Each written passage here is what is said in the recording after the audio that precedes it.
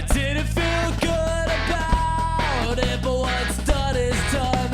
And now I'm lying bleeding on the floor. I put a bullet in his head.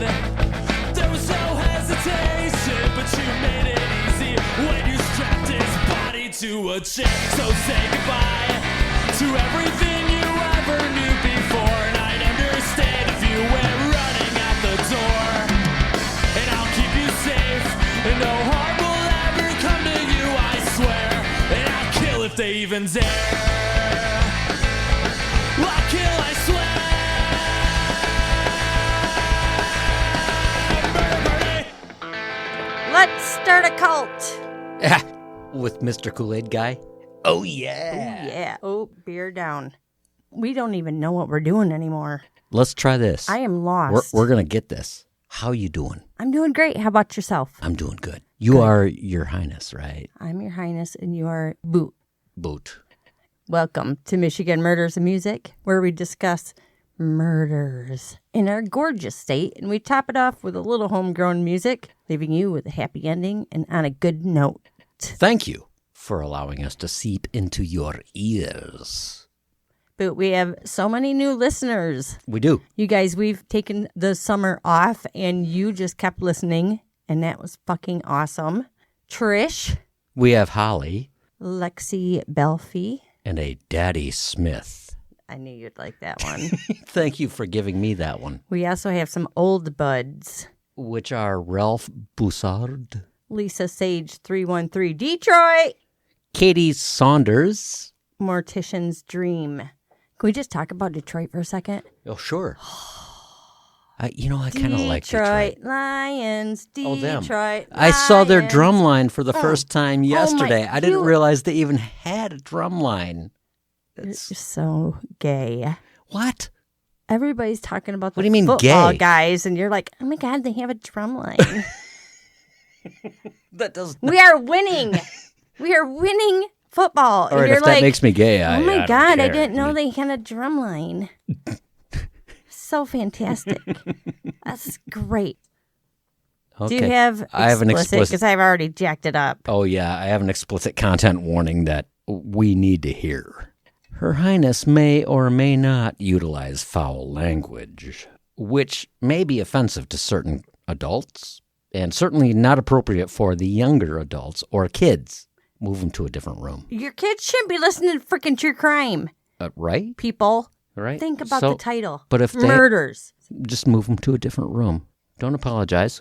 Lock them in a closet. Also, if you have a young family member who is about 6 years old and you ask him what he would like for Christmas, and he says, guns.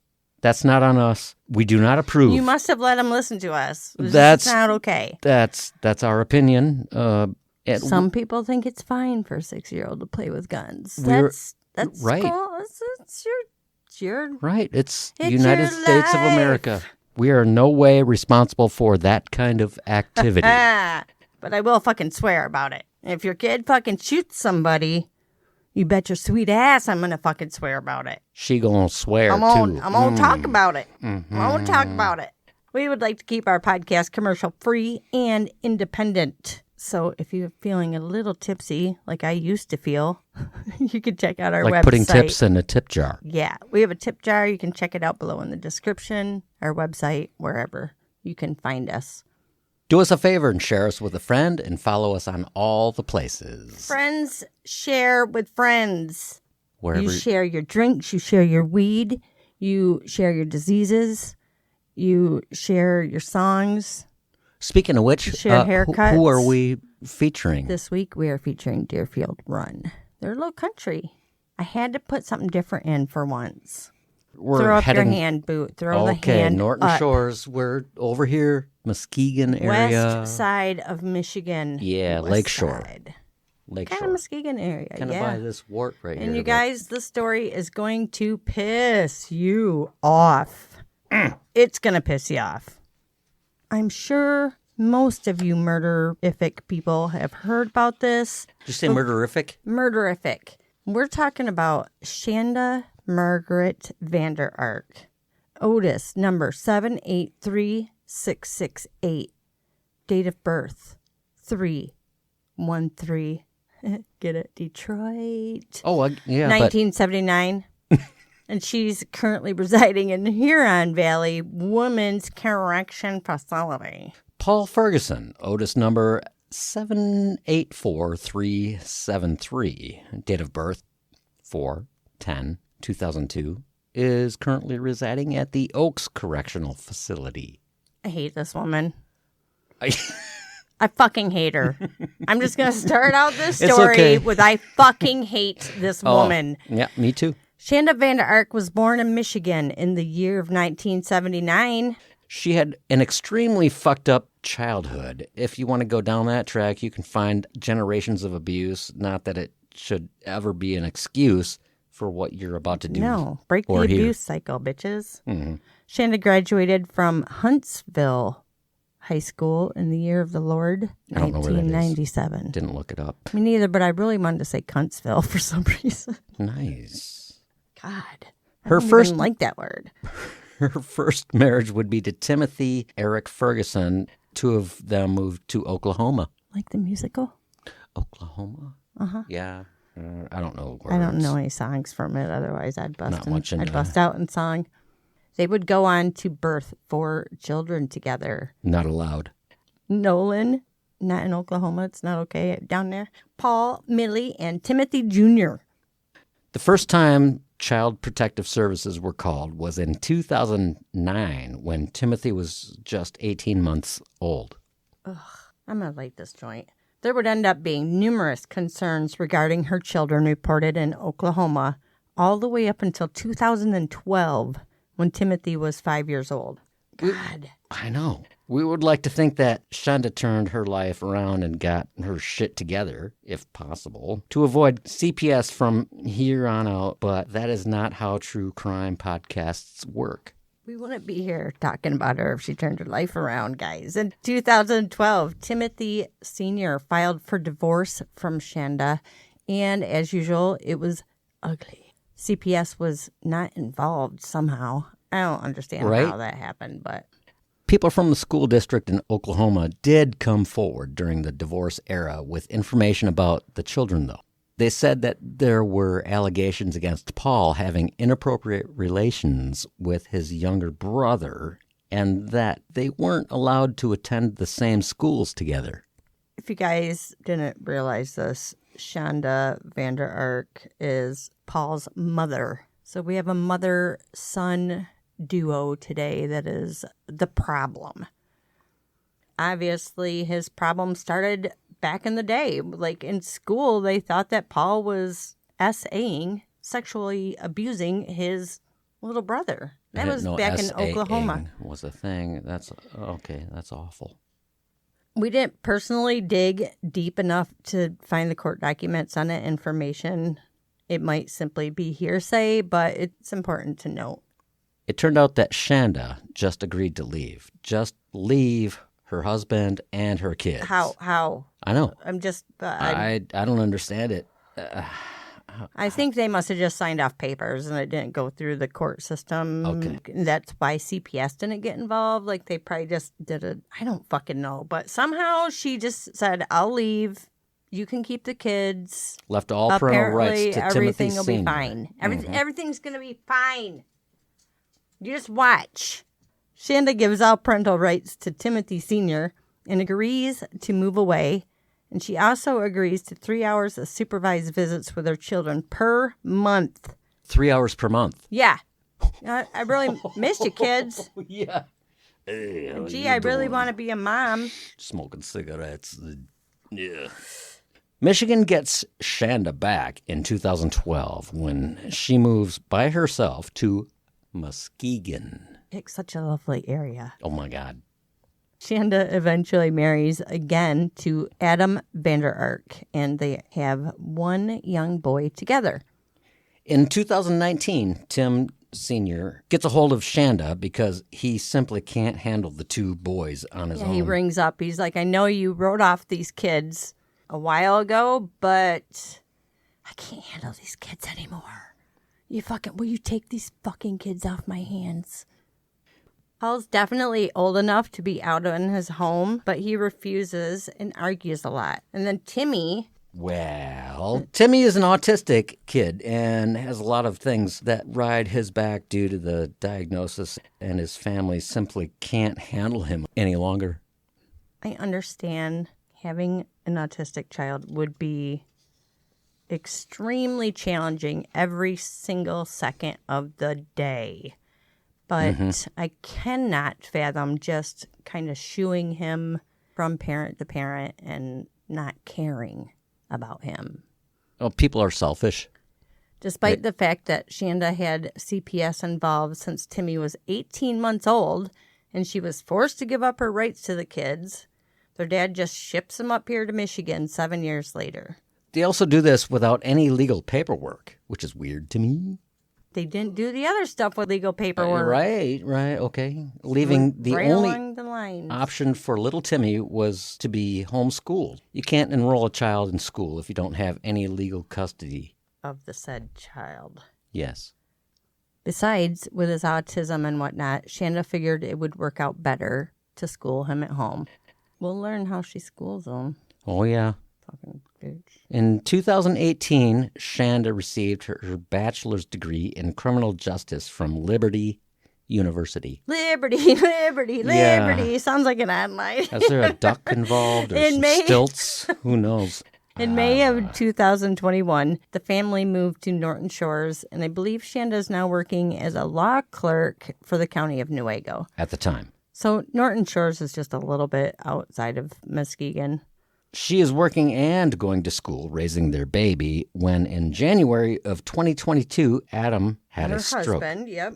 They find it was far too difficult to manage the household with Adam needing special care now, so he moved back in with his parents after his stroke. So they could help him? Yeah. This leaves Shanda, Paul, Timmy Jr., and the youngest child, G, in the household. Shanda graduates from Cooley Law School with high honors. She's smart. This lady is smart. She went to law school and she graduated with high honors. She even took the bar exam and passed. But the only thing holding her back was the unpaid child support from the years she didn't have her children, which I also don't understand because none of it went through the courts. So how the fuck did she Yeah, I have don't get it. So many weird details. Maybe if I'd have dug Digged. a little deeper, I could have figured that out. I but, can dig it. You You know, can dig I it. gave We you can guys dig the it. basics, and if you want to find out more, you can go dug yourself. After Adam had the stroke and moved out, Timmy started acting out. According to Shanda, he would sneak food and lie about schoolwork. Don't you? Mm, For some reason, this flipped Shanda's switch. Flipped her bitch switch. She went through and she locked all of the food cupboards except part of one pantry. So she locked the food cupboards so he couldn't sneak snacks anymore. Sneaky snacks. When his brother Paul was still reporting that Timmy was stealing food, some of it was apparently Paul's food that he purchased for himself. Shanda became even more irate. So she put up cameras in the house to watch him. I think she's a nut. Crazy in the She's coconut. absolutely. And this is just the start of Timmy's punishment. Being tattled on by his brother and watched by his mother constantly. Because Timmy was so hungry, he still tried to sneak food. The repercussions would become more and more despicable. Timmy starts acting out more. He's hungry. He has autism. Of course, he's going to act out more.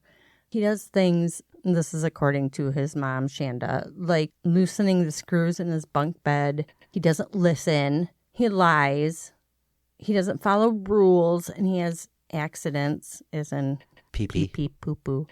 His punishments just become more and more severe. The punishment started by withholding food, like almost all food. Then they would give him bread with hot sauce on it. Like really hot. At times, Timmy was made to stand against the wall in the chair position for long periods of time. Most of the time, Paul was the one doling out the punishments, and it truly didn't seem to bother him too much. I think he was a sociopath, too. If you watch the videos of him, something's not right there. He didn't argue with his mother about it. Not one at bit. all. Once you be like dude, this is not okay. It's totally he's not okay. Starving. That just shows you how mean siblings are. Fucking assholes. Is that it? Yeah. Listen to the amount of abuse that young 15-year-old autistic and special needs Timmy endured. Blindfolding. Cleaning the garage with no pants on. Wall sits. Timed bathroom visits. 1 minute for pee-pee, 5 minutes for poo-poo. Obsessive video and audio monitoring. Sleep deprivation. Ice baths. Forced bulimia. Hands over the head for long periods. Hot sauce directly down his throat and on bread to eat. Hustle up and down the back patio stairs, not visible to any neighbors. Handcuffs that they used on his legs. Nose to the wall or a door. He slept in the closet, at first with a mattress, but he picked a mattress apart, so he was only allowed to sleep on a tarp because he had accidents at night. A locked refrigerator and food cupboards. He had to shower with video and no shower curtain on at all. Saltwater drinks. Dude, does this ever end? We got one more. Motion Okay. sensors on his body. So she put motion sensors on his body to keep him from sneaking food. So if he went out of his room, it would send off an alarm. That is fucking psychotic. Oh my God, I'm flabbergasted. I want to punch her right in the Me too. throat ball. I didn't want to say it because then I'd sound like a bad The guy. judge would later call this systematic, consistent torture. Timmy didn't go to school up here in Michigan due to him not being in the legal custody of Shanda. So he was homeschooled, but he wasn't schooled at all. Not really. His electronic devices were eventually taken away as punishment, although the thought of him reaching out for help is a strong possibility of why they took these devices away. Yeah, I don't know if he would know how, but I mean, he might accidentally say something. Timmy was also unable to get any sort of state help or insurance help because she didn't have legal freaking custody of him. So he eventually didn't even have the medications that he needed. Shanda and Paul, who is 20, by the way, Paul is 20, both worked in great effort to keep Timmy out of the eyes of his younger brother, G, and family members. When G's grandparents would pick him up, Shanda would track her movements via their phones because they all were on the same plan and would never allow the grandparents to even step out of the car. She would bring the baby out to see him. It was easy for her to hide everything that was happening inside. So she was hiding the fact that Timmy was literally being starved and tortured quite well. Paul worked at Applebee's at night shift. Mm-hmm. And it seems like they left Timmy home alone for a few hours between Paul leaving and Shanda getting home from work. It's not really clear. It kind of seemed like there were a couple of videos where it was, okay, do this to Timmy before you leave for work and I'll be there shortly. So they're also leaving him unattended. I mean, she's got 5,000 video cameras on him, but on July 5th, 2022, Paul sent Shanda a text stating that Timmy wouldn't wake up. Of course, the two of them thought he was faking it, so Shanda instructed Paul to take him upstairs and put him in a cold bath. This is horrible. This is why I haven't wanted to do this story. I agree. I just kept putting it off. This was in the morning hours at 2 p.m. and morning hours? I don't know. I guess it was in the afternoon hours. Timmy was still in the bathtub and not responding to Paul at all. Through the video system, Shanda tells Paul to taunt Timmy with a couple of pizza rolls. Maybe the smell of food in front of the starving child would help him wake up. She also told him to add some more ice to the bath. Neither of those things seemed to help Timmy. Shanda then instructed Paul to put hot sauce on his genital area because he's probably faking death. Paul draws the line finally and says, No, I'm not going to do it. Jesus Christ, Paul, how nice. Oh, he's a good guy now. Suddenly you draw the line. He's dead. But he's like, I got to get to work, so I'm just going to leave him here but then his car wouldn't start. Mind you, Timmy's still in the fucking tub, unresponsive, right? God. So he waits. He couldn't go to work. So he waits for his mom, Shanda, to get home to give him a ride to work. And he goes to work at 6 p.m. What is wrong with these And Timmy's people? still in the fucking cold. Well, I don't know if the ice is still there, but Timmy's still in the tub. 9 hours later, at 11 p.m., the last text confirms that Timmy was still in the tub. 9. Okay, I take some long-ass baths. My kids will tell you. You'll know. You know. 9 hours later. I know. And he wasn't responsive. Okay. I'm going to freak out. Okay. Just a second. Okay, so listen. Paul gets home from work that night, and it still doesn't occur to him to talk to his mom or check on Timmy at all. In fact, Shanda has taken the still unresponsive Timmy down to his room and put him on his little cozy tarp. Wasn't that nice? I'm shaking. I know. In the morning, she wakes up. Paul tells him to dress Timmy in baggy clothes. Shanda finally calls 911. I hate every single bit of how she reacts when the police get there. Oh my fucking God. If you guys can look up the video, you're going to see her being like, hey. Yeah, I don't know how the cop didn't kick her in the face. Seriously, props to the officer, man, because Jesus. I would have wanted to just be like, bitch. Bitch. She tells police that she heard him fall out of bed at 5:30 a.m. and he was fine. And I don't know what happened to him, but by 6:30, when she checked on him, he wasn't breathing, so she called 911. She starts telling the responding officers all this weird stuff. Timmy's been on a hunger strike, and he has a lot of mental issues and disorders. Timmy not only had really baggy clothes on, but also an adult diaper. I dealt with adult Shut up. diapers way too much this last summer. Yes, you did. Remember when I put those extra large ones on? Yeah, well, for you need to wear them every day. sheer enjoyment. Every day. Pee-pee, poo-poo. When the officers tour the home, it's pretty freaking messy. I mean, it's not like disgusting, but I've seen worse. But there are gross areas like the kids' bathroom or where you could see the thing of hot sauce sitting in the bathroom with no shower curtain. Deodorant, and I think maybe tooth care might have been in there. The police could tell right away that Timothy's abuse was far more than a hunger strike. The kid weighed 69 pounds at age 15. Insane.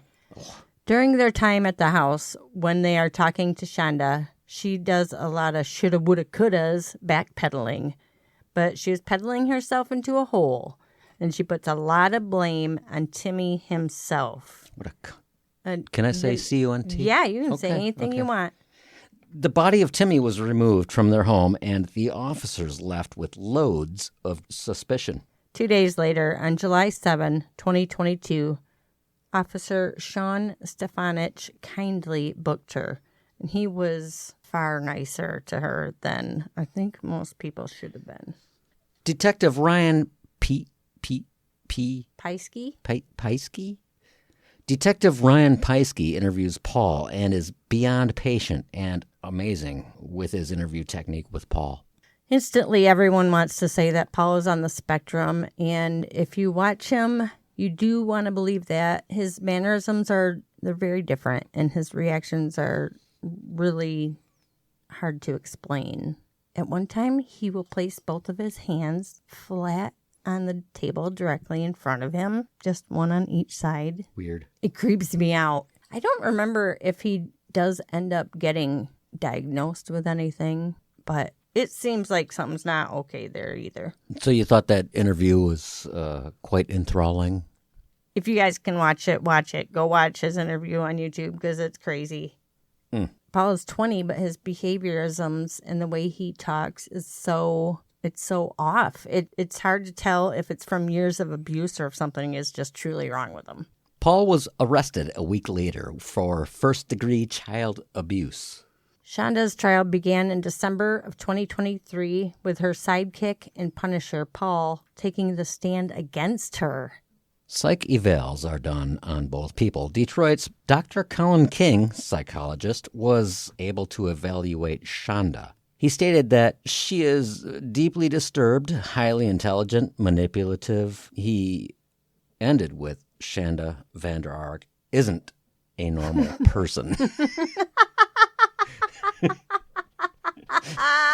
That's the most professional thing I've ever fucking heard. She ain't right.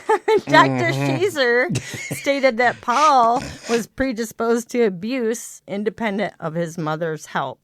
He also stated that Paul is a sociopath, has antisocial behavior, disassociation, and lack of empathy. That might explain why he's so weird in that That's video. a pretty severe diagnosis. I forgot about that. That part. doesn't make it I wrote okay. this story a long time ago. Shanda pled not guilty, and her attorney did his job by stating that there is a potential lack of memory for his client. Also zoning in on knowing and intention. It's all legal schmeagle stuff. Saying that if you listen closely, they do not intend to kill Timmy. They just didn't know it was going to happen. They were just bullshit. intending on punishing him to death. Okay. He might And not while die. he shrunk and kept shrinking. He also stated that she was not very set on her punishment guidelines, and did not think that they would kill him. A bunch of other stuff like that, just bullshit. Like the fact that she voluntarily took him in from his father. But I took him in. Uh-huh. I instantly fell in love with prosecutor Matt Roberts as he quoted Well, why don't you marry him? 10,000 Maniac song. What's the matter here? You guys, if you know the song, you know the song. It's about abuse after asking the jury to find Shanda guilty. Prosecution had a short, precise opening with musical reference, which was aforementioned. It just doesn't get any better than that. Trial starts and loads of disgusting... You guys, it's Michigan murders and music. Mm-hmm. Disgusting, nasty... And the prosecutor... Texts. What? I'm just so excited that he used 10,000 Maniacs. Oh, yeah, it's what's cool. What's the matter here? Oh, what's the matter here? The trial starts with loads of disgusting, nasty texts about to be sent about Shanda and her new man of the house, her son, Paul. There are so many texts between the two of them. All of them are different forms of the abuse and ideas from the list of torture that we gave you earlier. One of the times, Shanda does not stand or rise when the judge comes in. Her body language and her stupid Laura Ingalls braided hair. It drives me fucking crazy. It was ridiculous. I wanted to punch her, and you didn't stand up for the judge, bitch. Excuse me. I would have, if I was the judge, I would have rammed her right up the ass with all kinds of just shows verbal abuse. Complete narcissism. Mm-hmm. When I watched the video, her memories were very precise at times. And then at other times, they were just amazingly blank. Oh, it's amazing. She just really drove me nuts the entire time. I watched the whole trial, and I wanted to stop watching it, but I still wanted to watch it because I wanted to fucking throttle her like Bert Simpson. The medical examiner explained that Timothy's abuse was definitely long-term. He actually passed away from hypothermia and starvation. Jesus Christ. He was 5'9" and he only weighed 69 pounds. Dude, that's taller than me. And that's really skinny. There was a significant bump on his head, contusions, sores, and bruises all over his body. They also found dark spots on his internal organs, along with the hypothermia. Only one time did Paul say, I think he looks skinny. Maybe we should get him some help. But then Shanda turned him down. Paul took the stand and made me want to punch him in the face also. He can torture and bully, but can't swear because he states that he would trade lives with Timmy in a daggum minute. Well, that kind of minute. He said daggum during his interview, his interrogation. I would change lives with Timmy in a daggum minute if I could. Oh, well, good for him. Dadgummit.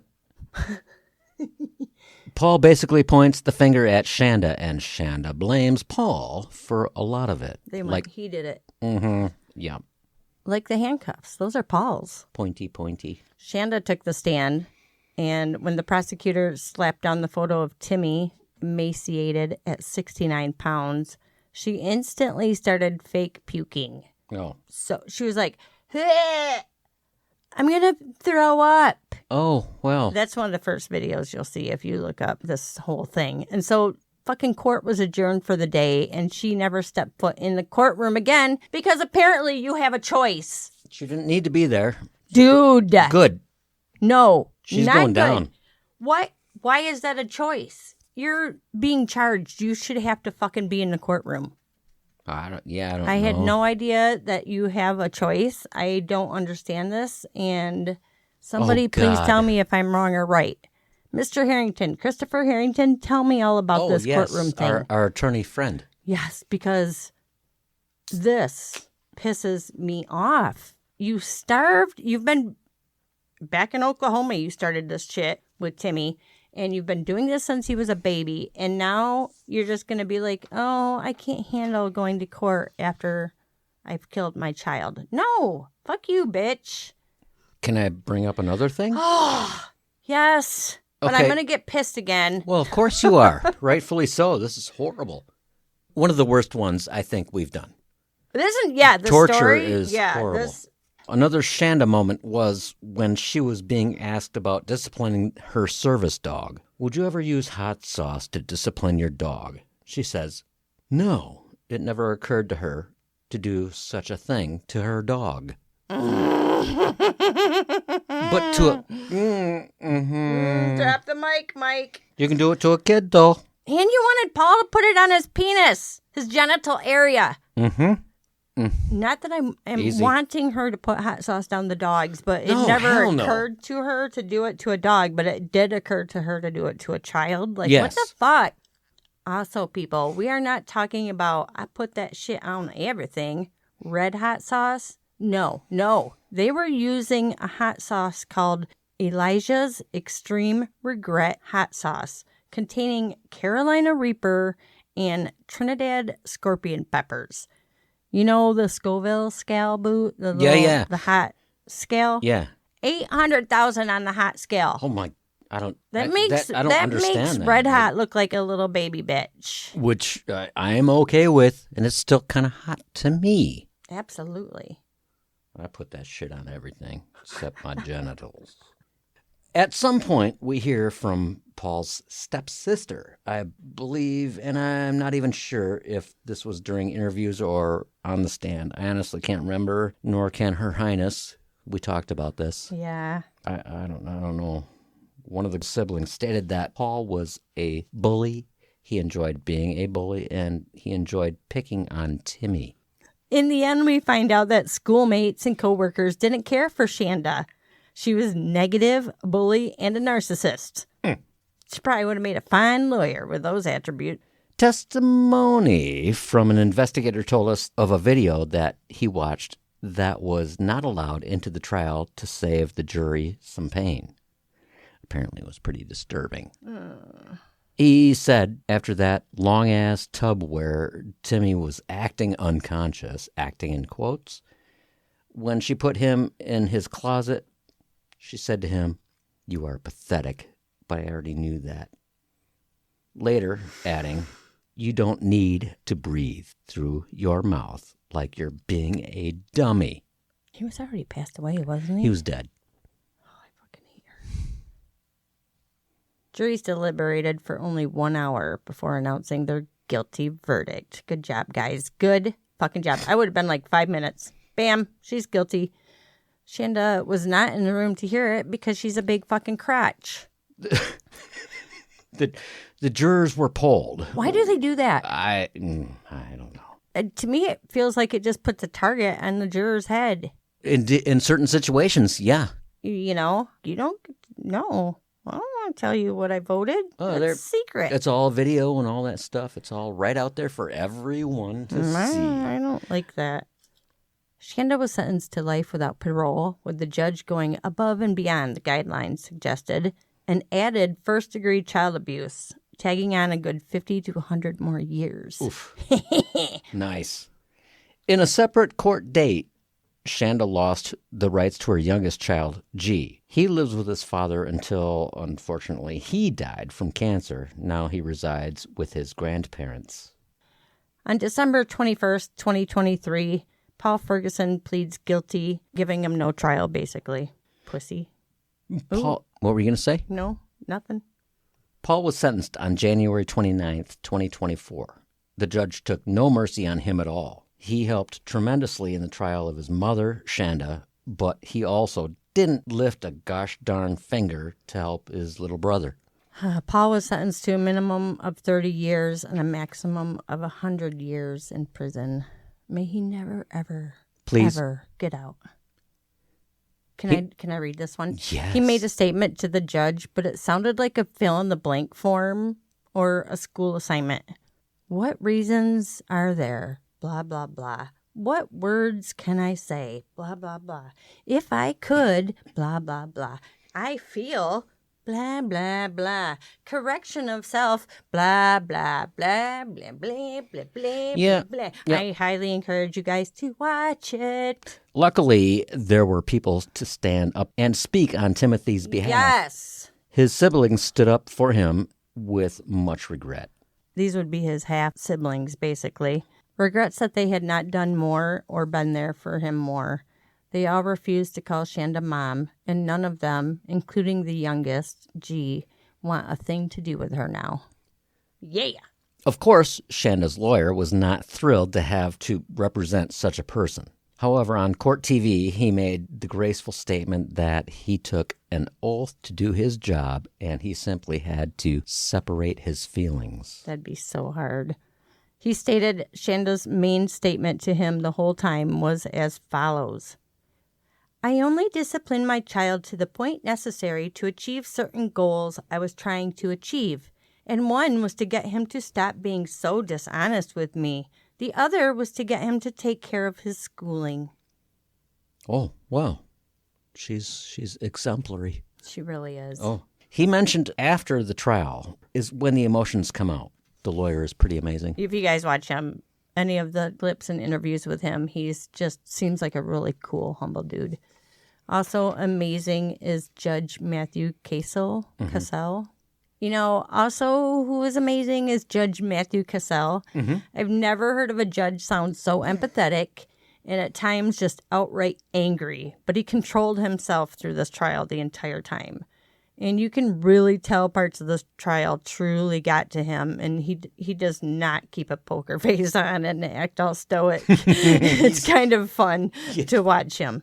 I encourage you to watch at least the sentencing because, dude, you'll be crying. This judge will have you crying. Hopefully, Shanda and Paul will rot in hell. That's where they need to be right now. People may say, you know, they had mental issues, but no, they knew what they were doing. Heck yeah, they did. They knew what they were doing.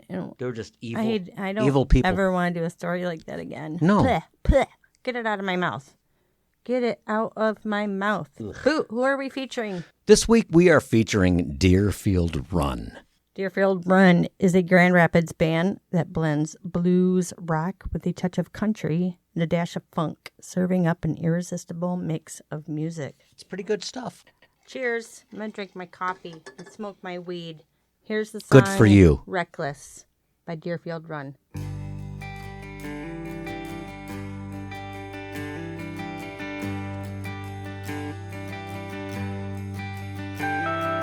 Jumped out a treehouse at 7 years old, without no regard for what Mama had told. I broke my damn leg and didn't bother me none. The landing it hurt, but the way down was fun. And I'm reckless as a man on the run. If I'd wings of wax, I'd try to outfly the sun. And I'm reckless, and my heart is too. Yeah, with no second thought, it has fallen for you.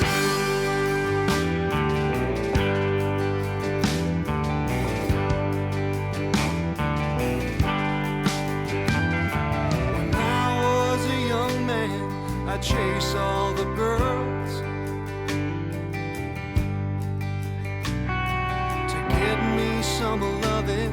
I'd promise the world. Well, I lost track of how many hearts I let down, 'cause there was nothing to do in this factory town. Oh, but honey, I changed when I laid eyes on you. I got lost in your voice and your eyes, hazel hue. Oh, but fighting your nature's a hard way to go. So if ever I roam, girl, you already know that I'm reckless as a man on the run. If I'd wings of wax, I'd try to outfly the sun. And I'm reckless, and my heart is too. Yeah, with no second thought, it has fallen for you.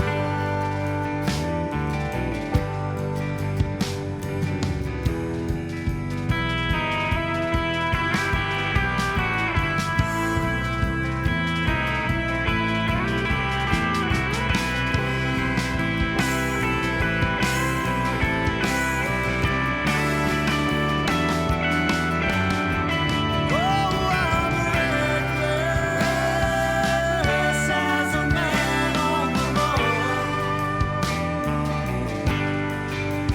If I'd wings of wax, I'd try to outfly the sun.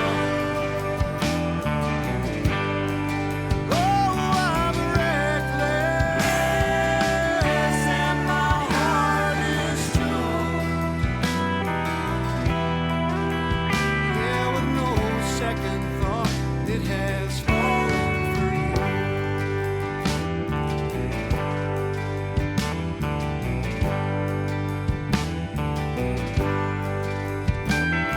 I jumped out a treehouse at 7 years old, without no regard for what Mama had told.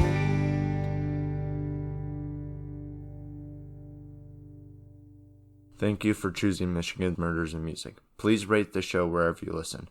Michigan Murders and Music is produced by The Boots. Episodes are researched and written by Your Highness. Edited by Your Highness. Views and opinions are the sole stupidity of us and us alone. Don't blame others, please. Listening to this podcast could quite possibly cause major problems to your earballs and definitely will mess up your kids. Permission has been given to us by the bands, and we purchase our music on Bandcamp.com. Support your local music scene and all local music scenes.